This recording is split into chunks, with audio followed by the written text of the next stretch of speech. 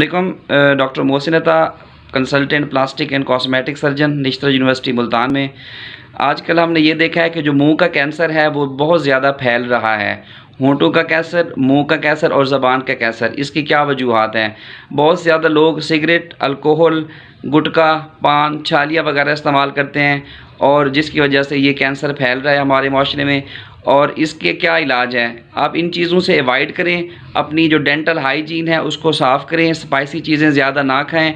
और अगर कोई ज़ख़म 3 महीने से ज़्यादा होंठ का है या ज़बान का है, 3 महीने से ठीक नहीं होता, तो फ़ौरन आप प्लास्टिक सर्जन के पास आएँ और उसका एक टुकड़ा लेंगी, उसकी तशख़ीस करें, क्योंकि उसके चांसेस हैं कि वो कैंसर में तब्दील ना हो जाए।